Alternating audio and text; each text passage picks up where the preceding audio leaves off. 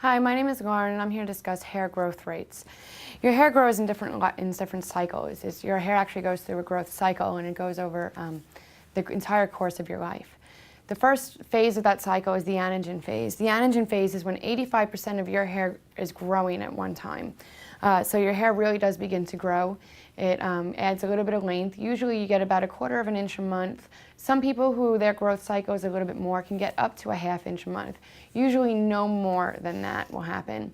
After it goes through the anagen phase, it then goes into a catagen phase, which is more or less your transitional phase.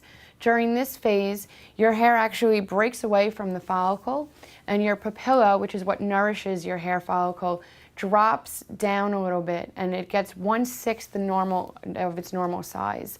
Once it drops down, it ultimately just renourishes itself, and it detracts from the papilla and the hair follicle from there. So they kind of separate. You don't lose hair during this period, you just sort of separate. After that, you go into the telogen phase. The telogen phase is your rest phase. Your papilla and your hair follicle reattach, yet your hair does not do anything. It simply rests. It's your resting phase.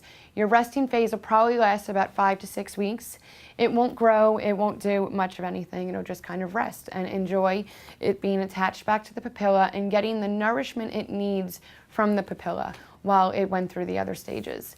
After that, your hair will continue to go back to your catagen phase and will then start to grow.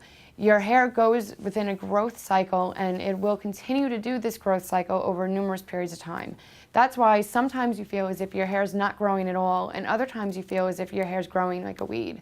And that is the hair growth cycle and how your hair grows.